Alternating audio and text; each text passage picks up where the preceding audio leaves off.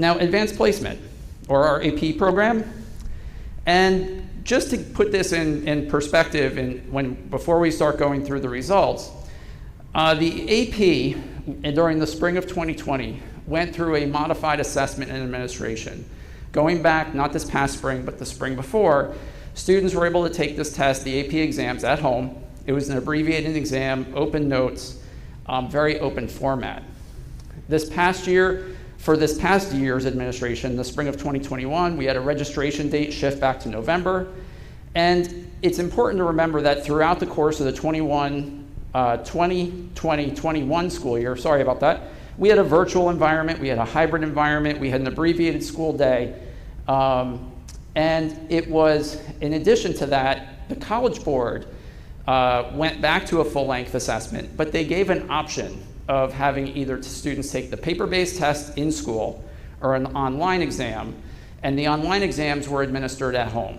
And those exams they also had specific time slots that they had. So we had students that were working in a virtual environment, hybrid environment, sometimes could very well have been quarantined throughout the course of the year. We had AP that was offering multiple formats of the exam, or multiple administrations of the exam in a couple of different ways, whether it's paper-based or online.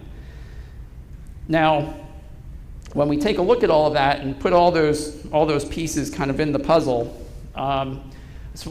we saw a couple of trends that came out. Some of them good, some of them not so good. And one of the things that we saw in 2021, then we typically look at 5-year data trends when we start looking at data. So we're going back to 2017. So 2017, 2018, 2019, regular AP administrations. 2020 was the year of the abbreviated exam, and then 2021 was when we had students taking it either online or a paper-based format. And you'll see the total number of AP students in the district, this is a district overview, increased. The total number of exams increased. You'll also see that the number of students that scored a 3 or higher on at least one of their exams decreased. And in addition to that, so the percentage of total AP students with a score of 3 or higher on at least one of their exams also decreased from the previous years. And that kind of raised a red flag. You know, that raised a question mark to say, what is it that happened during this administration? You know, granted, we know that we were in a pandemic. Granted that we know that there were lots of different moving pieces that went into place with this. And I also know that in speaking with supervisors, AP teachers throughout the course of the year and also into this fall when we got the results back, that we also know that a lot of people did a lot of work to help the students as best as they could given the environment, given the surroundings. But it is important, right? That's something that we saw as something that came out. And in talking with colleagues, it's not something that also is unique to us. You know, this is something that others felt across the board or across the districts that I've talked with. So let's just take a quick jump in and take a look at how the different areas went. Now this is 2D art and design and music theory. So art and music, these were the two APs that students took. And one of the high points and one of the things that the district really stresses is the idea of taking the test. If you're in an AP course, you should finish out the year, take the test, right? So within those two courses, we had 100% participation rate of our students. You'll notice that there's a bunch of dashed lines in there. N has to be greater than 10 or greater, right? So we had less than 10 students that took those exams within the district. But you can see the state average, the global average is there, and I can tell you that when we look at our scores, we compare our scores to those to see how our students are doing. English. So English language and composition is our AP English course for the juniors, and English literature and composition is our AP class for seniors. And you can see again how students did. You can see the 3 years, 2017 to 2019, the 2020 year, and then our 2021 year. And for both of those years, for both of the exams during 2021, we were above average. But we also know that the averages, if you take a look going back from 2021 to 2017 to 2019, that it went down a little bit for English literature and composition. So it's something that we take note of, right? And knowing that looking forward, we know that we're going to build upon this going into next year. As I said before, participation rate's also important. We had 100% of our juniors take the AP test. And we had 98% of our seniors take the AP test for English, literature, and composition. Phenomenal participation rates given the conditions for the year, and our results came out 3.54 and 3.03. Social studies. Again, you can take a look at the 5-year trends. European history, 3.93 with the state average of 3.17.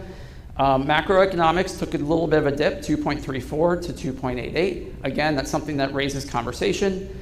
Psychology, 3.12, the state average being a 2.80. And US history, 3.71 to the state average of a 2.80. So some highlights there in the social studies department. Some areas that we're going to look at, again, to say, okay, how can we move forward from this past year and go into the 21-22 school year? But again, take a look at those participation rates of those classes, right? All of those 95, 97, 95, 100% participation rate. All of our students took the US History 2, the US History AP exam at the end of 11th grade. World languages.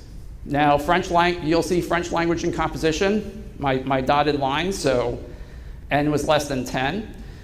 But you can see Italian language and composition, 3.27, Spanish language and composition, 4.06 to 3.56 as the average. 100% participation rates in those two, 50% in French language. But as we take a look at that, again, we can see that we're above the state average. And in Spanish specifically, you can take a look at how those 3-year trend scores from the 2017, 18, 19 school year jump into the 2021 school year. Mathematics, and this is one area that has also caused some questions, some more discussion that's taken place in the district in the late summer and throughout the fall. So you can take a look, calculus, Calc AB, calculus BC, our scores for 2021 compared to the state average, less for calculus AB, slightly less for calculus BC. Computer science A, above the state average. Computer science principles, also right about the state average, 3.16. Statistics, also below the state average. So as we take a look at this data, and we take a look at our calculus AB, calc BC, and statistics scores, we want to take a look at and say, okay, if we saw this decrease across the board, well, what's happening here that we can improve upon going into next year? And I'm going to talk a little bit more about some of those analysis coming up, but something else to consider too is that these students, keep in mind, they're taking a digital exam, they could possibly take a paper exam. And traditionally speaking, that paper exam is the most common format, and we did see some discrepancies with how students did between the paper exam and a digital exam in the math as well as the sciences. Another high point though, or a high point for this, take a look at our participation rates. Our students are taking taking the AP exams. Over 96%, 96.6% between those 5 different courses. And then finally, in the sciences, also an area that raised some questions. So biology, students did 3.34 as a district average, state average 3.04, 100% participation.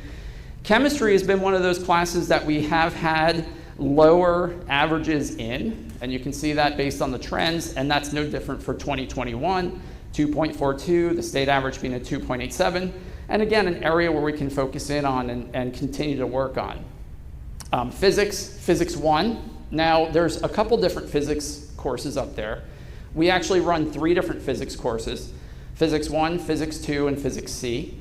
Physics 2 didn't run in the district last year, but we had students take Physics 1, and again, you can see there, 99% of the students took the exam, but our average for the exam, 2.46, state average 2.51. So again, another area that we need to take a look at. And you can see how that data point trended from 17, 18, 19, the 2020 year, which was the abbreviated exam, higher, and then we go back into 2021, where we have a very mixed environment and students taking a science technical exam either in a paper pencil or a digital format. And then finally, we have Physics C, and that's starred because there's two different exams.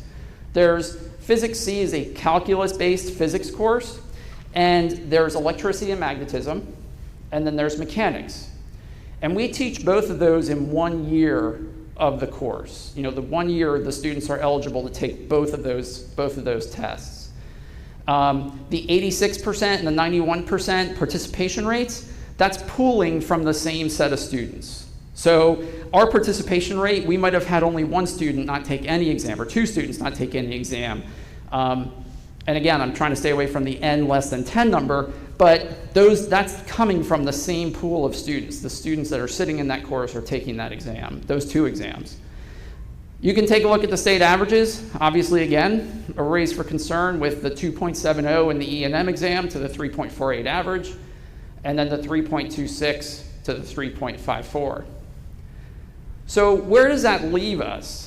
In terms of taking a look at last year, and again, thinking about the pandemic, the different conditions, and what was taking place with the exams, and what was happening in school, we really spent some time focusing in on math and science.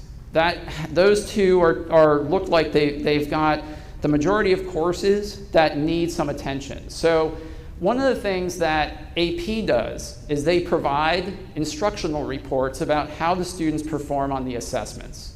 And these instructional reports break things down by content area, by topic, and the types of questions, whether they're multiple choice or free response. The teacher gets more detailed data back about these tests. So really taking a deep dive into those instructional reports, going through topic by topic and the types of questions.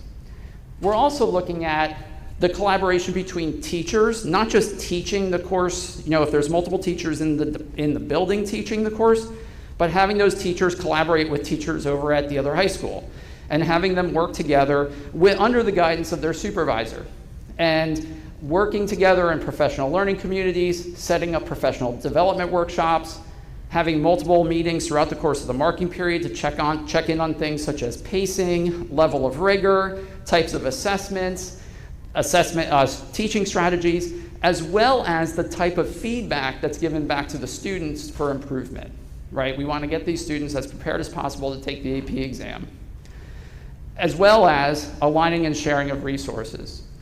And in talking with the supervisor, something that came up is having interdepartmental meetings and professional development between math and science together so that we can all help each other as we go through this process.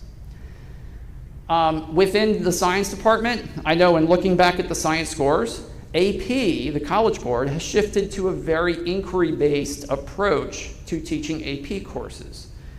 And one of the things that really came out of last year was students doing hands-on science. One of the things that we ran this past summer were our Summer Learning Academy programs to get students back into the science lab.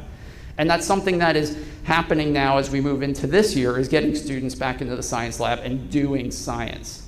Similarly to that effect, also having students do math. In the curriculum for the math department, there are math activities and math applications that are projects or assignments that students can do where they're just kind of like discovering the math as they go through it, similar to how we have students discovering the science. We also have a focus on reading comprehension and being very specific and deliberate for the technical text and the language that's being used. In addition to that, the use of authentic real-world problem-based learning opportunities, and then also the best practices to help each other succeed.